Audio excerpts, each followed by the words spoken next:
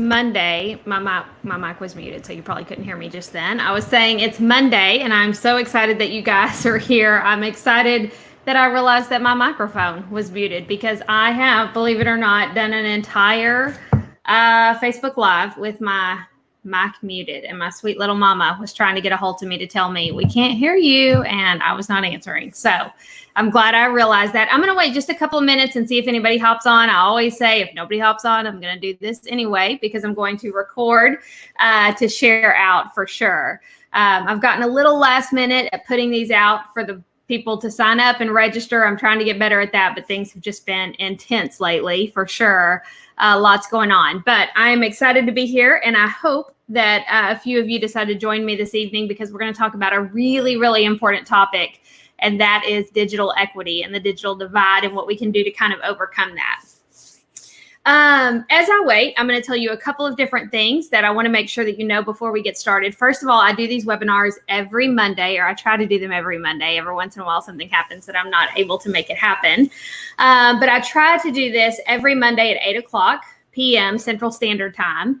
And so if you miss a webinar or you, for some reason, aren't able to catch it, you can always find these over on my website. And that's just at andymcnair.com/at-home-learning. So you can always go there to find the recordings. I've posted every single webinar that I've done there. So you guys are welcome to check that out, share it. I do these just to make myself feel better and have some things to share. You know, being at home all the time is not always easy. You guys know that. And I miss being with teachers. So doing these webinars just kind of helps me feel connected. It helps me feel like I'm doing something. And so I try to do this weekly, and then, like I said, share them over on this page. If you ever want to find a collection of all of the webinars that I've done, they're over at andymcnair.com/at-home-learning. All right, a few people have hopped on. Will you guys do me a favor and introduce yourself in the chat? So just tell me who you are, where you're from. I know a lot of you filled out the form, and I saw that and have a lot of things planned to answer some of your questions. So I'm excited about that. It's been a good day today. I'm a digital innovation specialist at ESC Region 12, and then also do a meaningful mess. So love this community and being able to hop on and share.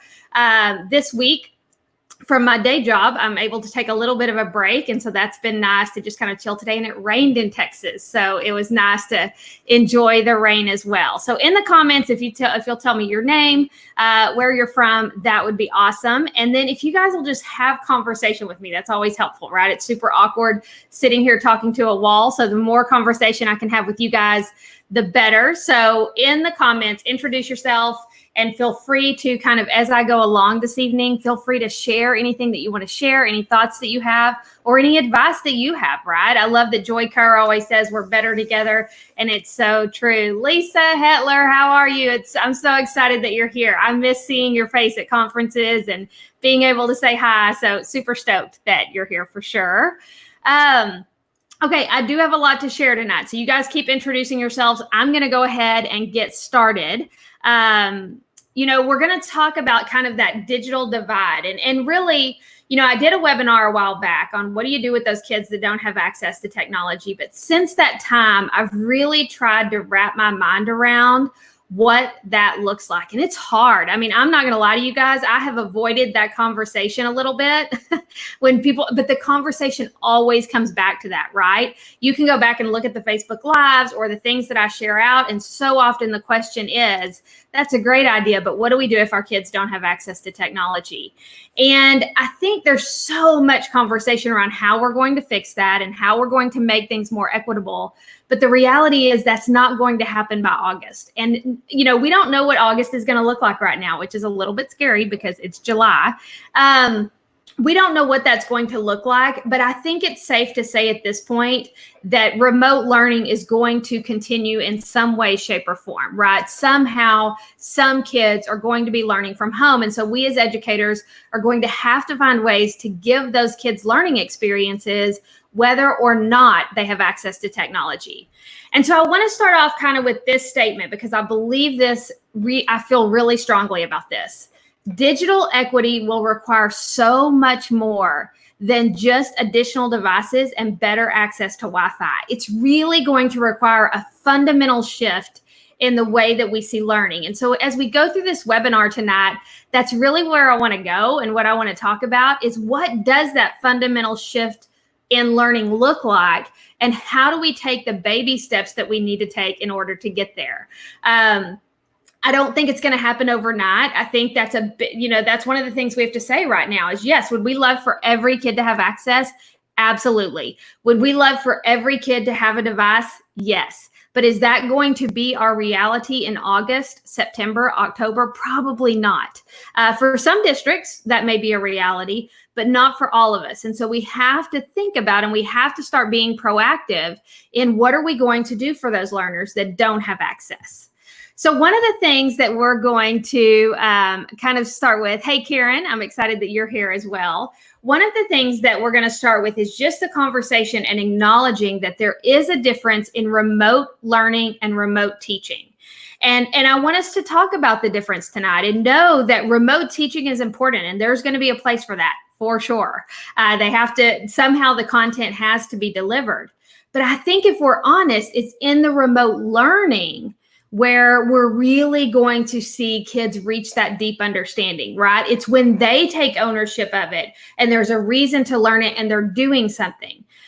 And so when we think about that connection to technology and when we need it most, we probably need technology most when we think about connecting with our learners through remote teaching, right? I have to give them access to the content. What does that look like if I'm not in their presence with them? And so, that's something we have to think about. But when we think about remote learning, when they don't have to be with us, they don't have to be face-to-face, they don't have to hear us deliver content, are there other options besides being connected to technology? Absolutely. And do they have to be connected to technology every single day? Absolutely not.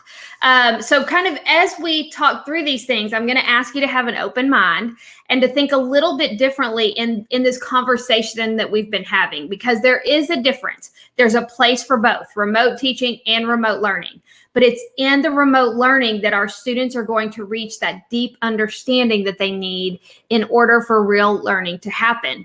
The teaching part is really when we give them that information, that kind of surface level, here it is, but then they've got to go do something with it. And that's where the power is. So what I'm going to do is we're going to talk through 8 suggestions, and that's really all these are. I recorded a podcast the other day about this and shared, and I just want to make it clear that these are suggestions.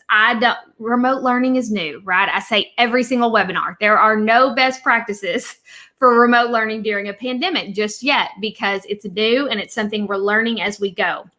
So these are some suggestions that I want to give you guys, and just some things that I've thought through. And then I want to show you at the end just a real practical way that I kind of went through this myself, because I was laying awake the other night and I thought, Andy, if you're going to tell educators that this is a good idea and that they can design these experiences without technology, you better be able to do it yourself. And so I got up and got out of bed and I designed an experience and really thought through, what does this look like if the kid has no access to technology and there's no way for them to connect? So I'll show you that as well. Okay, so we're going to go through 8 suggestions. Again, these are just suggestions, just some things to think through for your kids that have limited or no access to technology. All right. First of all, I think that it's important when we think about remote teaching to not provide that every day, because like I said, it's the remote teaching, them being able to hear us, whether that is synchronous or asynchronous, if it's face-to-face and they're hearing us in real time, or maybe it's a Flipgrid video that they go watch later. Either way, the reality is there has to be somewhere for them to access that content. And most learners can access technology at some point during the week. But if you are doing remote teaching every single day, that's going to be difficult for them to make happen, right? It's going to be hard for them to access every single day. But if I instead provide the remote teaching just once during the week, the odds of them being able to actually access that and find a way to watch that or hear that or listen to me share is a little bit more likely. So I would first of all consider, how can I design this in a way that I give my portion, what they need from me, just once a week, not every single day? The other side of that is we think about our kids who they may have access to technology, but every home situation is different. You have your kids who are going to get on and who are going to watch every day. But in order for it to be sustainable, I just think it's a better idea for the remote teaching to only happen once a week. Now, that doesn't mean that the learning only happens once a week, right? You got to design that experience where that happens all week long. But it's the teaching that I don't think has to happen every single day. And I don't think it's realistic to expect our learners to be able to connect and to be able to be there and watch that every single day. All right. Next, number 2 is to design opportunities for them to learn by doing. You know, learning by doing, we know that that's how this generation learns best anyway. And so many of us, that's how you taught anyway, right? We did PBL, makerspace experiences, all of those things. We know that it's through those things that our kids are able to make connections to the content, connections to life-ready skills, connections to social emotional learning. But I think in this situation with remote learning, this is where that difference comes in between remote learning and remote teaching. Do I actually have to say it out loud for them to hear it and understand it? Or instead, could I pose a question, or could I have them do something with the things they have at home, a makerspace experience, or give them a PBL where there's no technology involved? Could I do something like that and the learning still happen? And chances are it can, or it could. You just have to be creative as we kind of think through that. So I think designing those opportunities to learn by doing is really important. And that's a shift in mindset, right? To understand that my kids don't have to hear me say it, or they don't have to see it on a worksheet for them to really understand it. They might be able to make those connections on their own.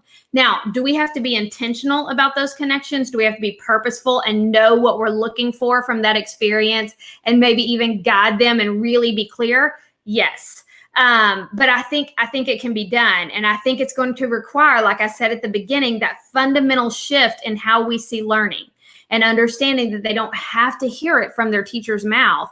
They don't have to see it in order to understand it. Sometimes they can learn it by doing it and just being put into a situation where they actually have to use that skill in order to be successful, or use that skill in order to make something happen. So you guys tell me in the chat really quickly, what do you think about that? What do you think about kids learning by doing, and that kind of thinking about them not having to hear it in order to get to that level of understanding? What are your thoughts there? Do you agree, disagree? And I'm totally okay if you disagree. Let's have some conversation around that.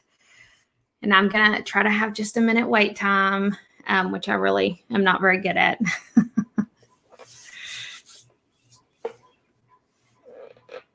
Lisa, I love that. You agree. And I know, and I think, Lisa, you've done some makerspace stuff. And so I totally expected you to agree. And I love that. Lisa is a librarian, so that makes total sense. Anybody else have any thoughts? And if you do, go ahead and put them in the chat, and I can always come back to it for sure. But it does require kind of a different way of thinking. All right. Next idea, number 3. Consider using technology tools that are accessible across multiple devices. Now, I know some of you guys are like, Andy, you said this was about the digital divide and about kids who don't have access. Well, the reality is a lot of kids have access to something. They just may not have access to a Chromebook or a PC or a MacBook, but they may have access to a mobile device, right? They may have access to a phone, something like that. It might be limited access. They might only be able to use that phone for an hour a day, maybe not even that, maybe 1 or 2 hours a week. But if you're going to use technology that your kids need, and you're not a school where every kid has the same device, for instance, every kid has a Chromebook, then it's important to think through, hey, I've got to use tools that are going to be accessible regardless of the device that they're using. You don't want to use something that will work on a computer and not work on a mobile device, because some kids, that may be all they have access to. So that just requires you as a teacher to kind of have the user experience, right? To put yourself in the shoes of your learner and practice. You design the experience, whatever you're going to do, whatever piece of technology you're going to use, and then do it on your computer. but then also try to do that on your phone and figure out, does this work on a mobile device or does it not? Is it really difficult to do? Is this going to be harder for them? And be mindful of that, because just because one home has access to a computer doesn't mean another. And one of the other conversations that I think it's important to have is, like, in our home, we have 3 teenagers in our house. And so we have a ton of devices, right? We have iPads, we have Chromebooks, we have MacBooks, but the possibility of those all being charged at the same time and everybody being able to be on the Wi-Fi. We also live out in the country. And so everybody being able to be on the Wi-Fi at the same time is not happening here at the McNair house. And so we have to really think about, okay, who has to use it today? Who needs to use it tomorrow?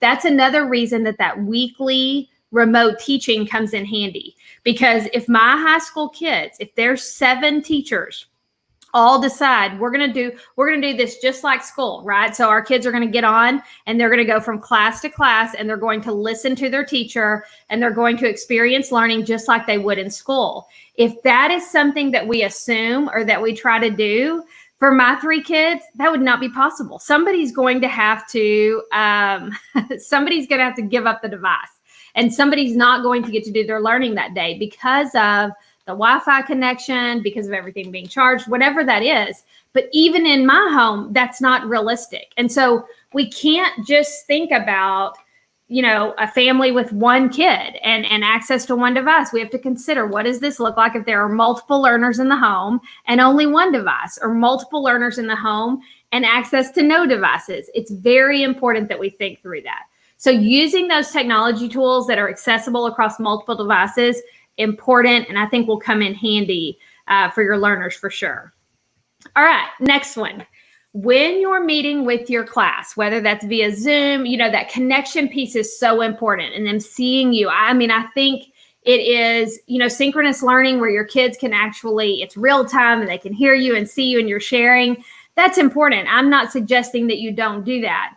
But you have to understand that you're going to have kids who, for whatever reason, cannot connect during that time. It may be that mom and dad are using the computer during that time. It might be that little brother or sister they connect with their teachers during that time, or they just don't have access. And so I think it's a good idea to record those meetings and to share them somewhere. So have a repository or a hub, kind of like I do with my webinars, so that if you guys aren't here, there's always those recordings that you can go watch. Having that is going to be important moving forward, because if I'm a kid and I miss that meeting and I'm frustrated, I'm going to be even more frustrated if I realize there's nowhere for me to go see that, or I can't go watch it later. So even if it's just a fun connection and you're just talking to your kids and checking in, record that so that you can share it with their classmates if they aren't able to access it at that time. And you can always do that in a safe way. You don't have to put it out on YouTube. Just put it somewhere, maybe a Google site or your class website or somewhere where they can access that and watch it later, I think is not a bad idea.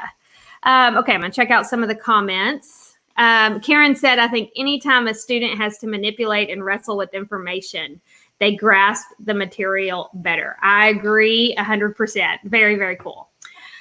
Okay, so definitely record, not a bad idea, something to consider. And I think that's one of those opportunities that we have to be proactive here, where before we were being reactive, when we first kind of were thrown in, that's exactly what happened. We were kind of thrown into this experience.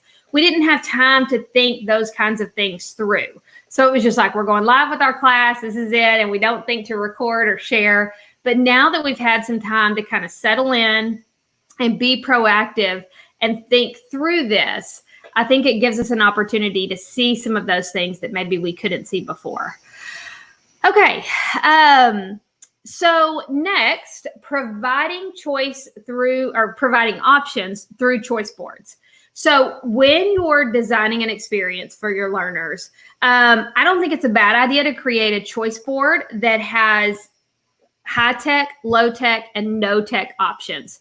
So if I'm a kid and I have to choose 3 of those, if I have absolutely no access to technology, I may have to choose all 3 no tech options. If I'm a kid who has access to limited technology, I might be able to choose 1 high tech and 2 no tech, right? Do you see how that works? So that I'm able to make my choices based on what I have access to versus you trying to tell me what I should have access to. Because unfortunately, it doesn't matter what you think I should have access to. It just depends on my situation. So definitely something to think through. If you have not seen, and I think I've shared this the last 2 webinars, but I'm just going to say it again because it's good stuff. Slidesmania.com. Paula, I think is her name. She is amazing. She's creating these amazing choice boards for teachers to use. You do yourself a favor. Thank me later. You can check out slidesmania.com. And if you click on education, and then you go to choice boards, she has all of these choice boards already created for you to use. And so really all you would have to do is go in and read her directions. She oftentimes has a video, which I always like, that explains how to use it. And then you can use that choice board and you could set up your high tech, low tech, and no tech options, and then they could choose. Now, what you don't want to do, and we're going to talk about this a little more in just a minute, what you want to make sure that you do, and I think this is where that fundamental shift in learning comes, is that we have to really make sure that those no tech options are just as valuable and just as meaningful as the high tech options. It is not fair to punish a kid for not having access to technology. In other words, if I don't have access to technology, I shouldn't have to do a word find. I shouldn't have to do a crossword puzzle. Instead, I should get something that is just as meaningful. I have seen a ton of learning experiences in my own being in classrooms and being with teachers all the time. I have seen a ton of innovative, meaningful learning experiences that did not involve one bit of technology. Technology does not have to be involved for something to be more meaningful. Does it help? Yes. Does it help our kids make connections and does it make things easier? Absolutely. I'm not trying to argue that point. But what I am going to say is that sometimes we have to get beyond that mindset of just thinking, oh, I can only do this with this tool. That's just not true. A lot of times we can do some really cool things and give our learners an opportunity to give some really cool things when we're just willing to think beyond the tool, right? And so as we kind of go through and I show you the example in just a minute, hopefully that'll begin to make sense and help a little bit.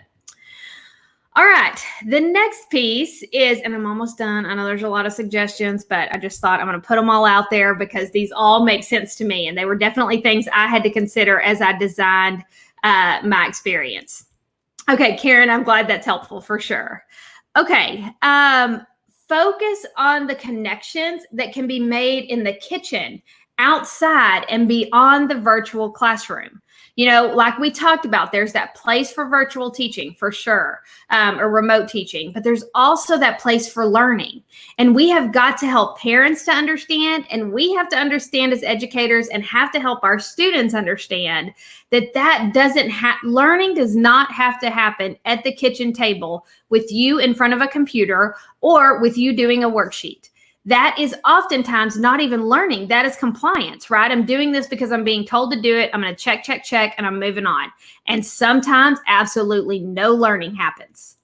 But if instead we can begin to see learning through those connections that can be made when they're in the kitchen or when they're outside or when they're playing their video games, right? I mean, think about that. There are so many connections, cause and effect, storytelling, character, storyline, plot, the math that is involved with video games. There are just so many connections that we can have them make in their everyday experiences and through what they work on and through what they do all the time, that we miss out on that if we're just considering the learning when they are actually doing the work that we've given them.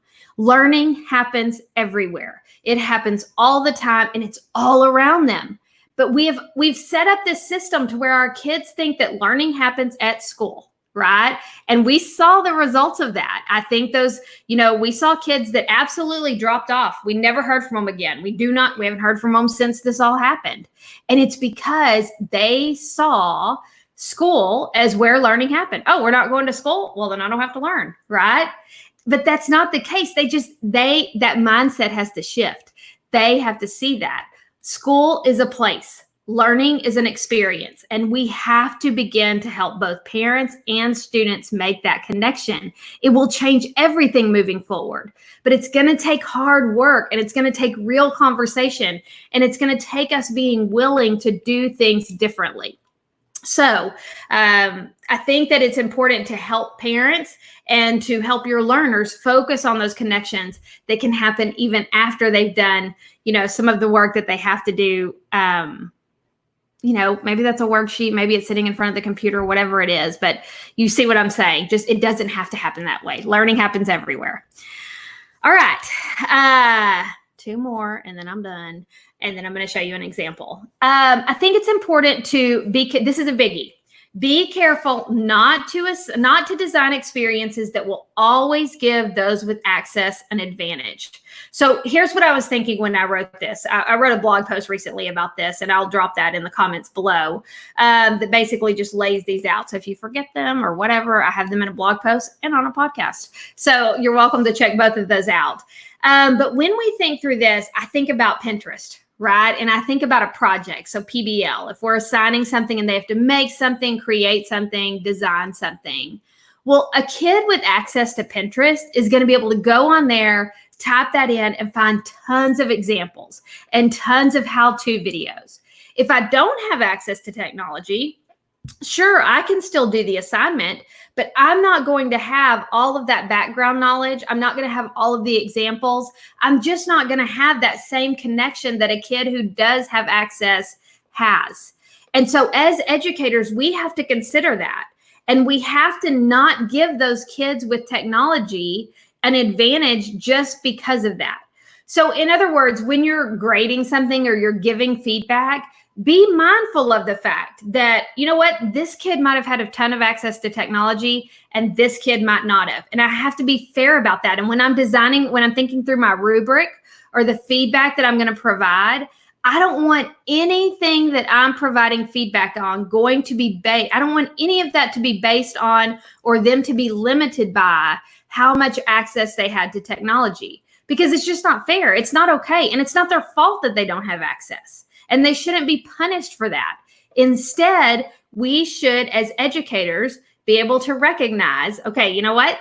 Not everybody has the same access. I have to understand that these projects are going to look differently. What is the learning that I'm looking for, right? I'm not looking for which one is the cutest or which one is the most creative. Sometimes that's the case, but not always. The learning should be the big deal, right? What am I hoping for them to understand?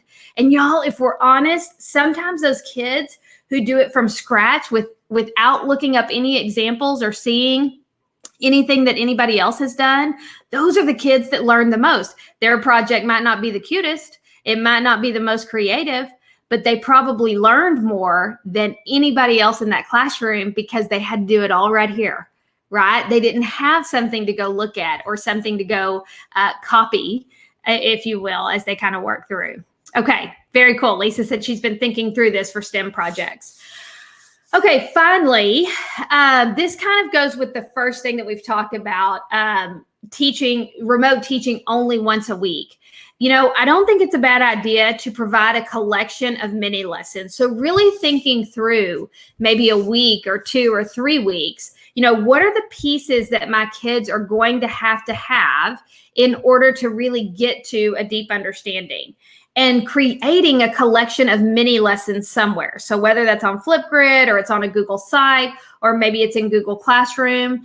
But if I'm a kid who does not have access to technology at home, and maybe once a week I go to grandma's house or my aunt's house or somebody who does have technology, if I can access all of those mini lessons at once, I can go through and decide which one of these do I need to watch, which ones of these are going to be meaningful, and how can I use my time wisely, right? So, and I know some of you are thinking, she is dreaming if she thinks our kids are ever going to do that. I beg to differ. I think that if they were put in a situation where they learned how to do that, and they learned those SEL skills of self-management and responsible decision-making and all of those things, they would be able to do that. It's just about being intentional. It's not going to happen overnight. They're not going to shift their mindset and know how to drive their own learning instantly. But if we can begin to help them fill in those gaps and we can begin to help them make those connections, I do think that that could begin to happen.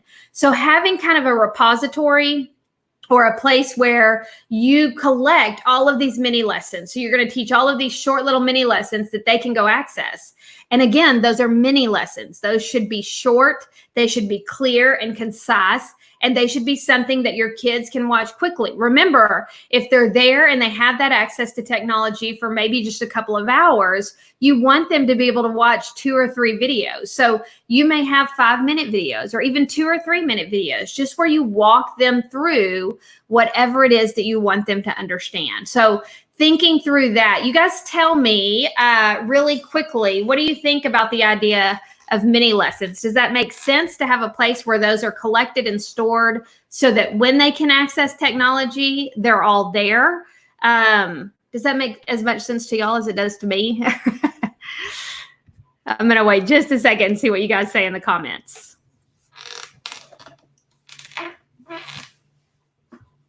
Sometimes I can see all of your comments, and then sometimes after I get off, I see comments that I haven't been able to see. So I'm going to hang on just a second. But I see comments coming in from Facebook and YouTube, so that's always good. All right, Lisa says yes. So at least it makes sense to one other person. That's good. All right, and Kathy as well. So as we kind of wrap this up, like I said, I want to show you guys what I think this can look like. And how I mean, it's not a secret how I design experiences. I go through the whole engage, experience, empower. And then just recently created that thing that I've been sharing the heck out of, where you also have to think through, how am I going to give my kids an opportunity to go deeper? And then how am I going to provide encouragement for those that need extra support? So let me show you kind of what I'm talking about there. And then I want you to see kind of the technology and having digital and having non-digital. So this is an experience that I actually designed. Let me make it a little bigger so you guys can see. Okay, so I think I showed this last week, but I really want to hone in on the digital and non-digital. So one of the things that I said earlier, and I want to repeat it again because I think it's important. If a kid does not have access to technology, that does not mean that we should not get as close to that experience as we should, as we can without technology. So in other words, I have to really think, okay, if they have access to technology, this is what they're going to be doing. But if they don't have access, what's the closest I can get to that same experience? And so that was one of the phrases or the things that I was saying where I was really like, you better make sure you can do that if you're going to ask teachers to do that. And so as I kind of thought through this, let me see if I can get back to it. Okay. You can see here on the engage piece. So if you haven't seen this before, this is just the template that I created for educators to use to design experiences. And I'll give you guys access to where you can find this. And you can see that I designed a cross-curricular experience. I think that's another big conversation that we need to have soon, is how do we give teachers opportunities to come together and create weekly cross-curricular experiences where all of the standards are there. And our kids are given that opportunity to learn, but we're kind of doing this in teams so that it makes sense. So that's what this is. This is a cross-curricular blended learning experience. And there are, the engage piece, the willingness to invest, I think is so important. Without that, I don't know how you get kids to learn. The next piece is that experience, that opportunity to learn. And then finally, empower. So making those connections. So how am I going to get them excited about the learning? What is the learning going to look like? And then how am I going to give them that opportunity to make connections, beyond the experience to their real life? And then over here, you see the enrichment piece. So those kids who are ready to go deeper, and the encouragement piece, those kids who need extra support. And then these things down here are just the things that hopefully you're weaving in. So I'm going to weave in those life ready skills and social emotional skills into the experiences that I design. Now, if you'll look here, I obviously asked in the engage piece about Galveston, which is in Texas. I don't know why I needed to tell you that. I'm sure you knew that. But the hurricane of 1900, right? And so that's something that I felt like the kids could connect to and would get them kind of on board with hurricanes and what we were going to learn about. And this is an experience I actually designed for my 7th grade daughter. So if they had access to technology, they would go to 360cities.net and look at the boardwalk in Galveston. If they didn't have access to technology, I asked them to interview someone who has been to Galveston. So I may not be able to see a 360 image, but I can get a 360 image in my head if someone is explaining to me what Galveston looks like, sounds like, feels like. So it doesn't always have to be the paper version of something. That doesn't always have to be the case. I can instead think through, hey, how else can I give them this experience? And then here I'm asking them to use their imagination. And then there is a document that I have for them. But what I want you guys to see is that that document is not just a worksheet. It is a place for them to document their learning, but it is as close to what they would experience with technology as I could get. So they get one sheet of paper for their entire week, and they have their engage, experience, and empower all in one place. All right. So then the experience piece here are the wonders. If they have access to Wonderopolis, if they don't, I may have to print those out and get it to them, right? But I want them to experience as close to that real thing as they can. And then same thing here. If they can't go to one of the news websites, then they can watch the news on TV, right? They can do it old school. That's what we used to do. There's nothing wrong with that.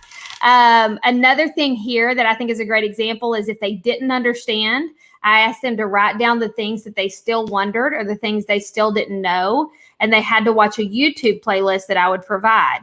If they don't have access to technology, that's going to be difficult. But instead of giving them a worksheet, I said, call a local meteorologist or a meteorologist near the ocean, right? Call somebody in Galveston, call somebody and ask them the questions that you have and see if they can answer them. So do you see how it's just a different way of thinking? It's taking that experience that you design and being really mindful about how can I do this in a way that is as close to the technology experience as possible.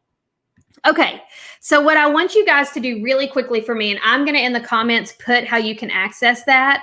Let me put the banner up really quickly. So this is the link if you want that template. And if you want to see my example or you want to share it with anybody, you can find that at bit.ly/DMLE, Designing Meaningful Learning Experiences. It is case sensitive, 2020. So definitely check that out. I'm going to put that in the comments so that you guys can access it. But will you tell me really quickly, before we sign off, I want to say a couple of other things. But will you tell me your biggest takeaway tonight? So what is something that you're kind of walking away with? Was there an aha moment? Was there something that you thought, oh, I could do that? Or that's something that I need to consider or haven't thought about before? And I'm going to, again, try to be patient. Okay, put the link in so you guys should have access to that. Biggest takeaway, and I see some of you watching, so I know you're there. So just tell me in the comments really quickly, biggest takeaway from tonight's webinar. What's something you feel like you could use or something you haven't thought about before? Or maybe something you have thought about and it was just validating to hear somebody else say it.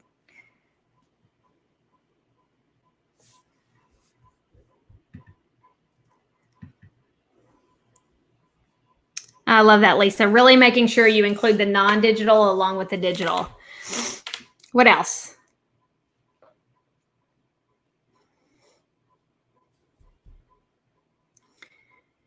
I see there are, as you guys are commenting and giving me your takeaways, there are some people joining that haven't been on. And so we're about to wrap up, but I want to tell you guys, if you want to access this webinar, it'll be on my website tomorrow at andymcnair.com.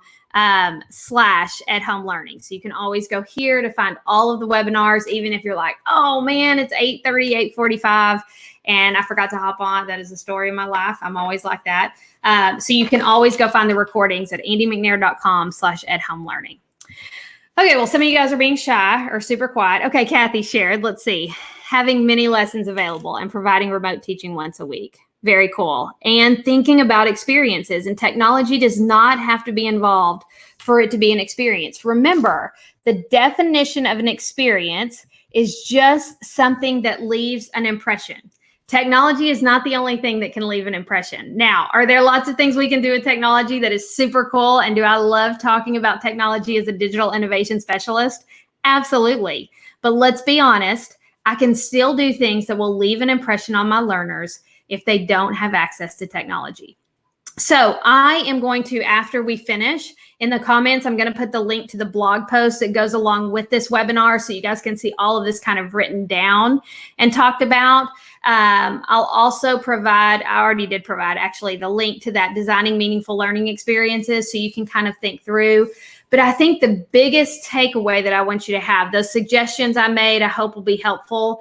But more than anything, I just think we have to have that fundamental shift in how we see learning and understand that we don't have to be talking to them. They don't have to see us for learning to happen. Instead, we can design these experiences that learning can happen through.